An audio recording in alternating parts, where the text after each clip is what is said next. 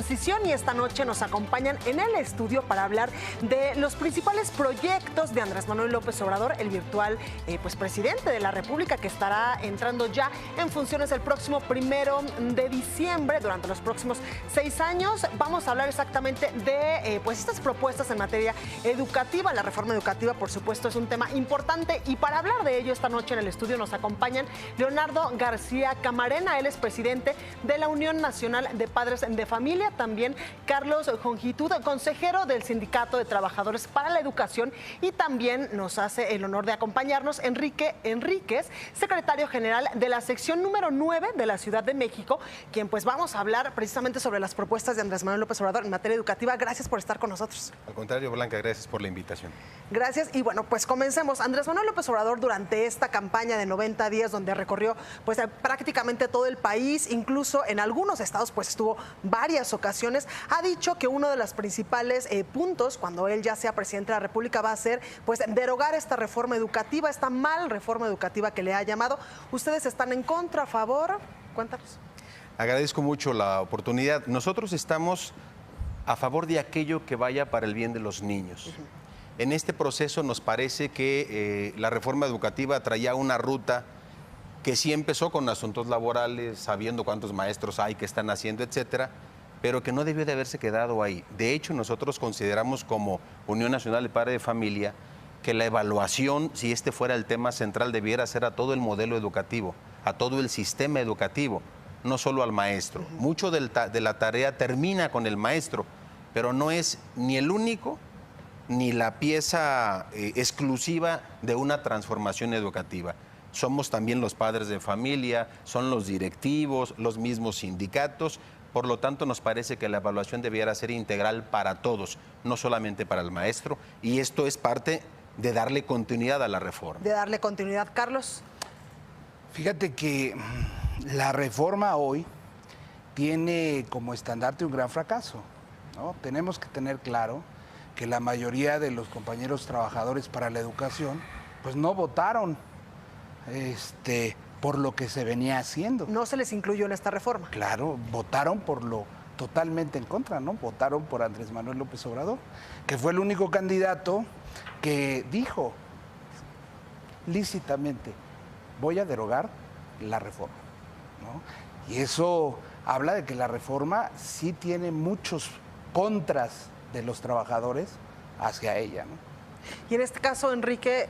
Pues mira, primero quiero decir que soy el profesor Enrique Enríquez, secretario general de la sección 9 democrática de la Coordinadora Nacional de Trabajadores de la Educación, la CENTE, y desde el 2012, que estaba fraguando con el Pacto por México la serie de reformas, nosotros como maestros democráticos dijimos que esa reforma no era educativa, que era laboral.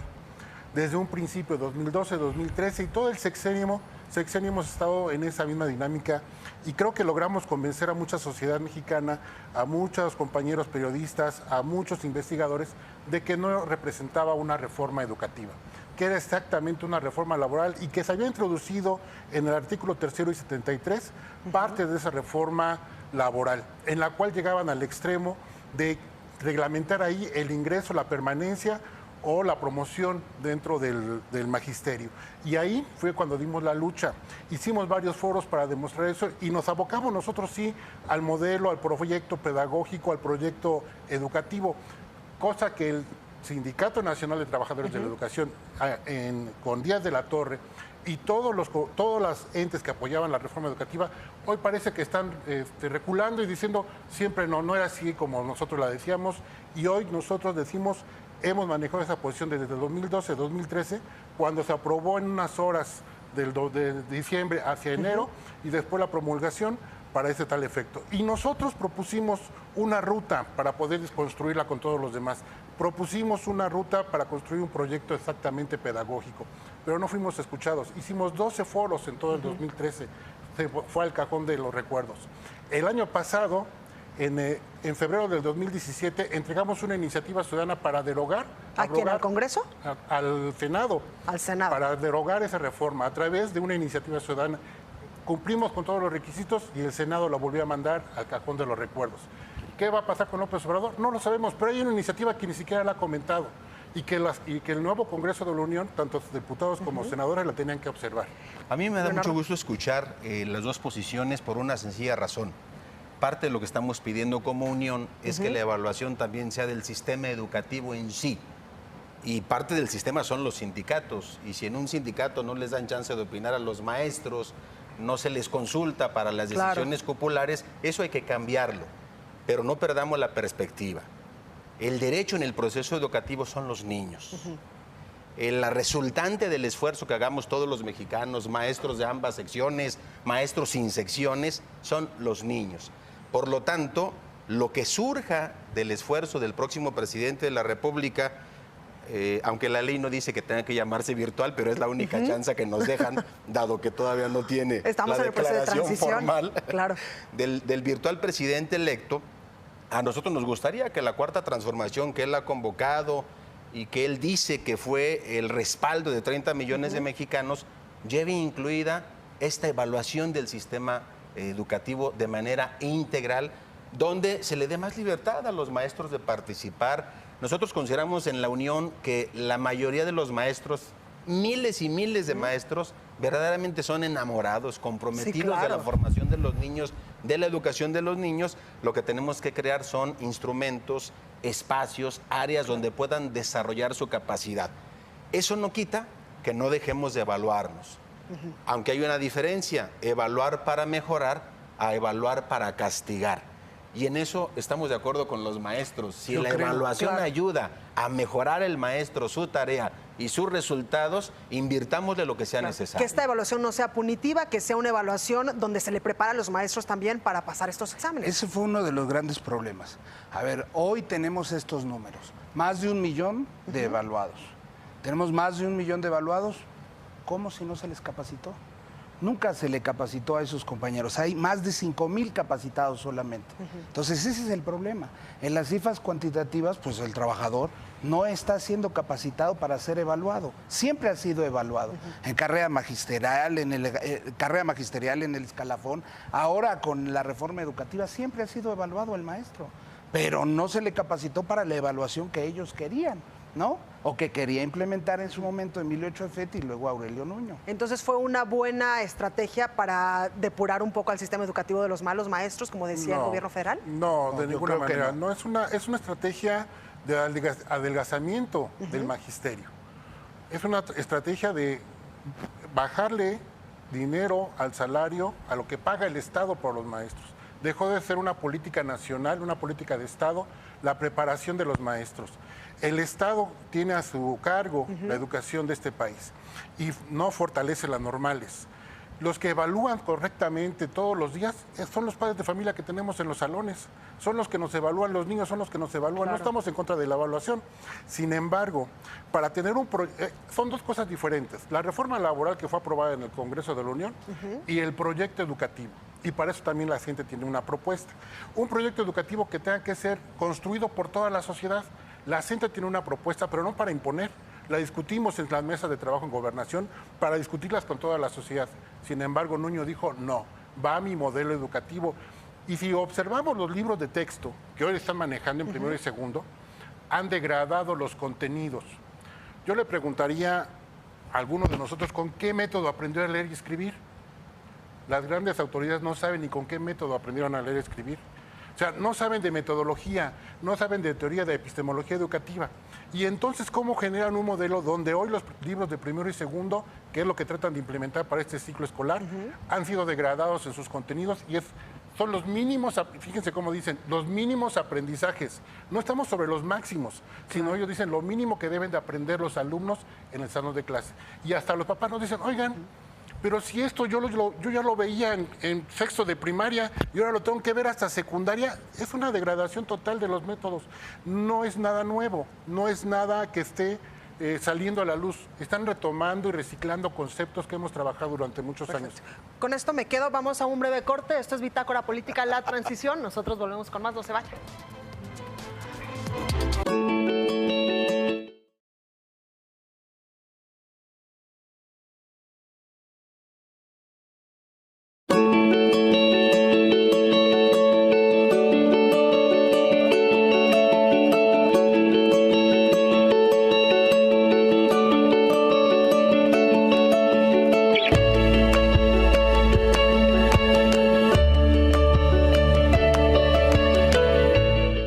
evaluación del cierre de la jornada de negocios con el equipo editorial del Financiero. Susana Sáenz, Jonathan Ruiz y Abraham González. Análisis, entrevistas, reportajes. Mesa Central, lunes a viernes, 6 de la tarde. Porque reconoces lo importante, el Financiero Bloomberg.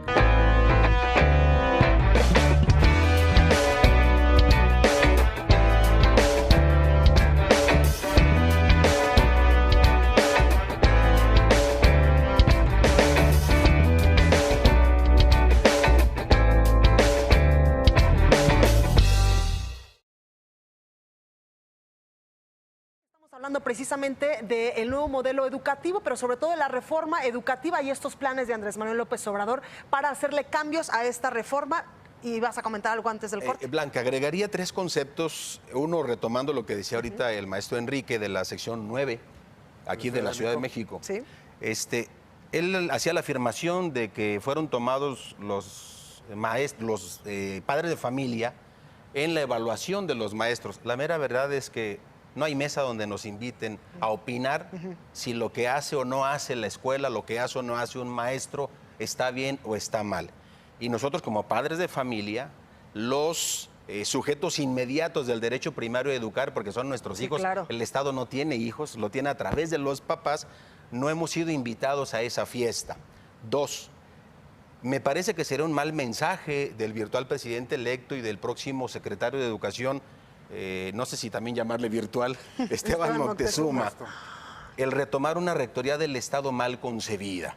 Porque de hecho la premisa de esta reforma educativa era retomar o regresar al Estado esta probablemente no coincidamos en la visión de rectoría de Estado las 3 fuerzas que estamos en esta mesa, pero sería gravísimo que la rectoría del Estado se malinterpretara como un control absoluto del Estado y los demás, por favor, agachan la cabeza y obedecen.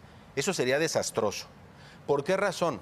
Porque una rectoría de Estado tomado solamente con ese concepto es regresarnos a un modelo totalitarista, a un modelo estatista con el cual la Unión Nacional de Padres de Familia y muchos de nuestros aliados no estamos de acuerdo. Y tercer elemento, en la reforma educativa fuimos no invitados por el Pacto por México.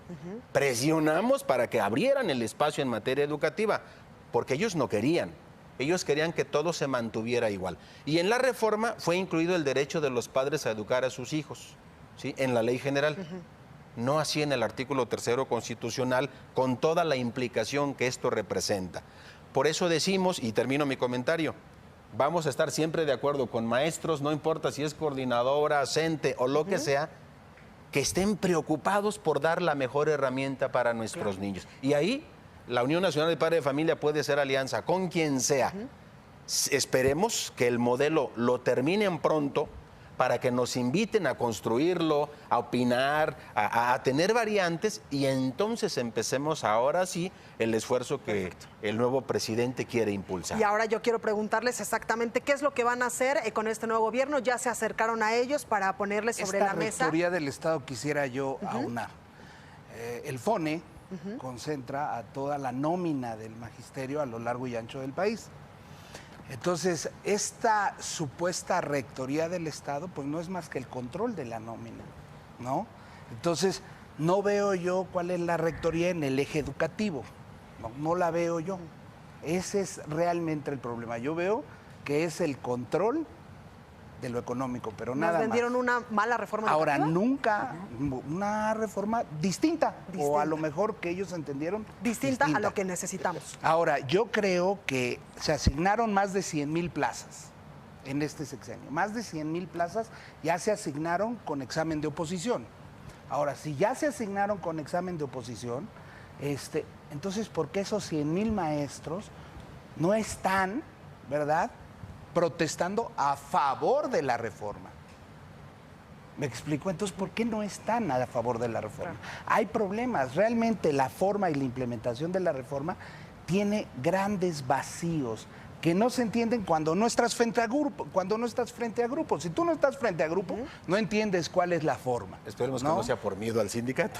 No, yo creo que no tienen miedo al sindicato. Yo creo, y qué pena, nosotros somos otro sindicato, Sindicato de Trabajadores para la Educación, que se constituyó legalmente y obtuvo su toma, y todo lo que el registro de nuestro sindicato ante las autoridades se tuvo que hacer. Somos otro sindicato. Enrique, Decidimos yo creo así. Y la coordinadora, pues es parte del CENTE, pero no nos tomaron en cuenta ni a la coordinadora, ni al CENTE, ni al STE en este caso, para hablar con los trabajadores, y creo que representantes de los trabajadores legalmente lo somos. Claro. Y eso es algo de lo que le pedirían al nuevo gobierno del presidente en funciones a partir del Pues que 1 de escuche. diciembre, Yo Andrés creo Manuel López que Obrador, que los escuche, que los tome en cuenta.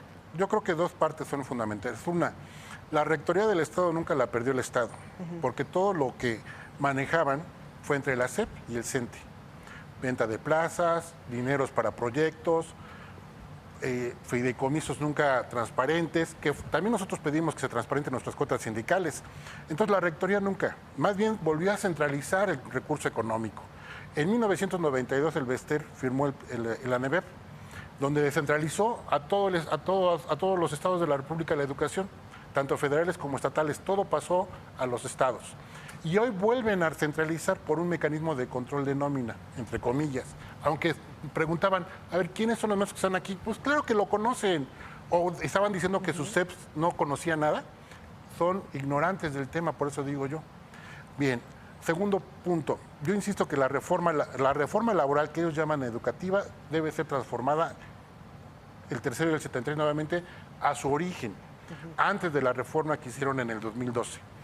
Segundo, otra parte es lo que es el modelo o el proyecto educativo. Son dos cosas diferentes. La primera devuelve al magisterio la estabilidad laboral. Tendremos que fortalecer las normales, porque es donde salíamos los maestros. Claro, donde para se poder dar educaban los clases, maestros. tenías que ser titulado de la normal, por lo menos aquí en la Ciudad de México. Pero sucede que en los estados donde no tenemos capacidades normales, un maestro que estudió para primaria lo pueden mandar a dar clases de secundaria.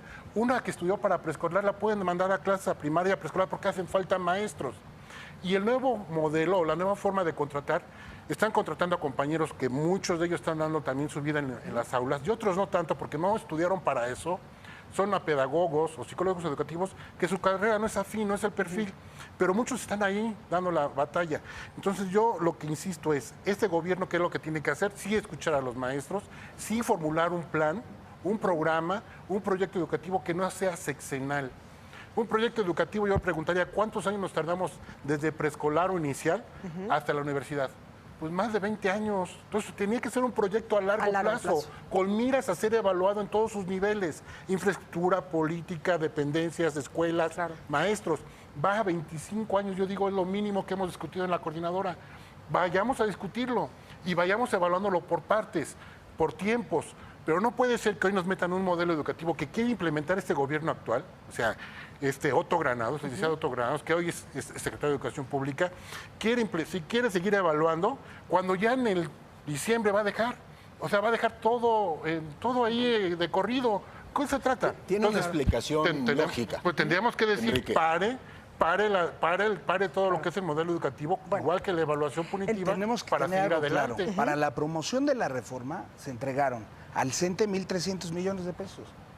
1.300 millones de pesos, bueno, pues, Y es mucho ya que no dinero, sabemos ¿no? en qué lo gastaron. ¿Dónde está? ¿Cómo Exacto, está? ¿Y Carlos. cuál fue? O sea, yo no veo si en realidad se le iba a entregar la capacitación al sindicato o solamente fue para promover la reforma. En línea. No, El no. conocimiento se construye colectivamente en un salón de clases, no en una computadora. Para ser autodidacta, no se construye el conocimiento así. Entonces Es lo coinciden en que proponen. esta reforma sí debe de reformarse, debe de adecuarse, debe de Debe modificarse. abrogarse. Debe de tomar. abrogarse Hay por completo. cosas. Debe regresar a su... Nosotros metimos una iniciativa para regresar al contenido anterior de la reforma.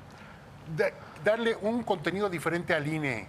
Recuerda, Enrique, que está el Instituto pero ese fue Nacional de Evaluación ese fue Educativa, creado antes, que es por eso un no se puede ente, reformar. Exacto. Por eso, pero que se es le va a un dar un ente contenido ajeno, diferente. Sí. ¿no? Que es un ente ajeno. Ahora, hay que aprovechar, si ya se gastó, si ya se hizo tanto, habrá caminos, sobre todo los trayectos formativos y la educación mediante el entorno. Eso ayuda, Enrique, pero el problema es ¿Cómo se implementa? El pero ¿cómo quieres trabajador... evaluar con el INE si no tiene evaluadores, no tiene tutores?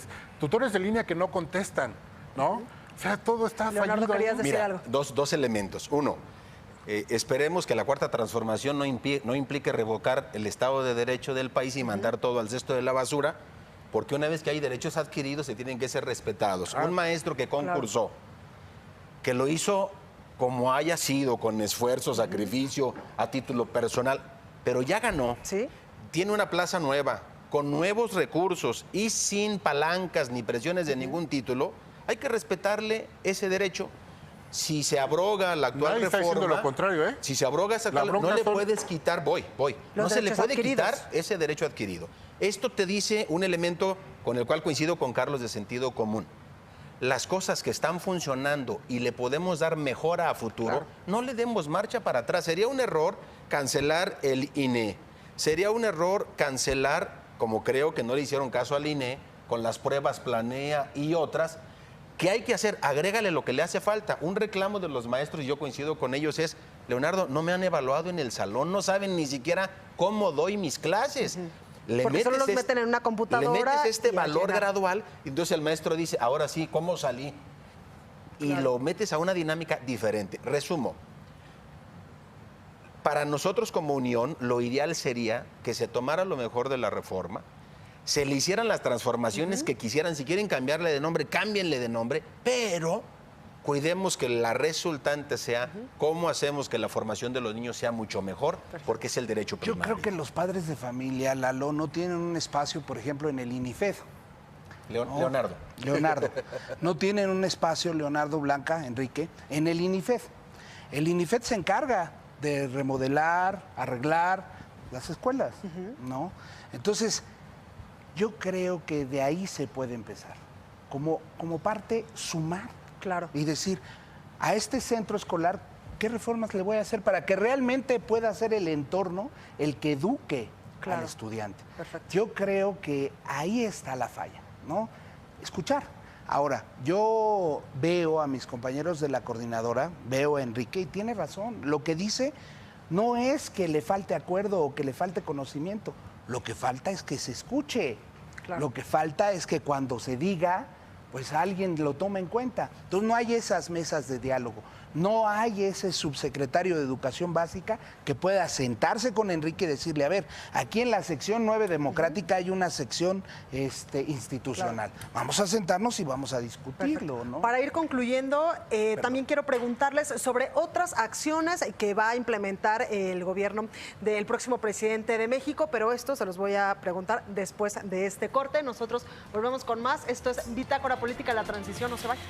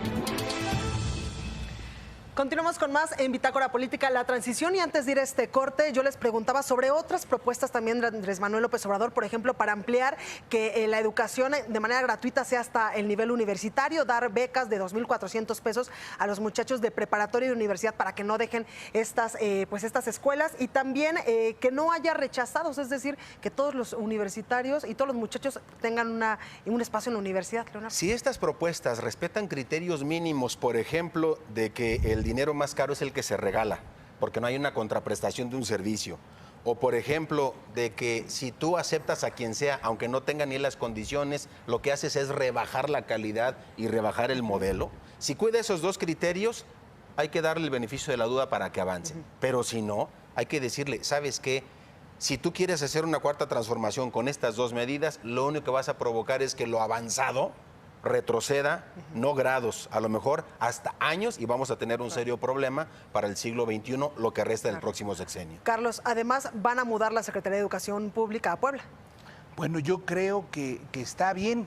Si el propósito es que Puebla tenga un avance económico, Puebla es uno de los estados que más avance económico ha tenido en este sexenio. Entonces, no sé si eligieron bien o cómo lo están eligiendo. Los criterios son los que deberíamos de escuchar. Y ahí deberíamos de escuchar al virtual secretario de Educación que nos diga por qué Puebla para establecer ahí la Secretaría de Educación, quizá por su cercanía con la Ciudad de México. Pero más se puede aprovechar si realmente queremos hacer las cosas. Nosotros, y esto lo digo ya para despedirme, en el Sindicato de Trabajadores para la Educación, la estamos haciendo, escuchando todos los sábados a los trabajadores que tienen un problema jurídico, que requieren de algún préstamo, que requieren de su representación sindical. E institucionalmente los representamos. O sea, vamos y acudimos y los defendemos y los asesoramos. Yo creo que eso deben de hacer las autoridades. Perfecto. Escuchar. Exactamente. Escuchar. Enrique, también otra de las propuestas es fortalecer a las escuelas normales, que nos decías hace unos momentos que hace falta, y a la Universidad Pedagógica Nacional. Me parece que es fundamental para darle vigencia al magisterio, para recobrar la importancia. Te voy a decir, 1982, yo salí con el programa que estábamos estudiando y estaba trabajando en las primarias. 93 empieza una serie de reformas, más o menos.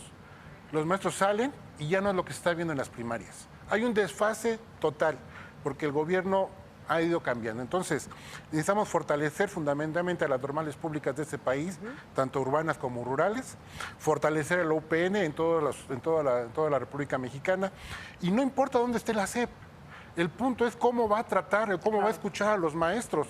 Si van para allá, se van a gastar un dineral, pero entonces yo creo que lo van a proyectar.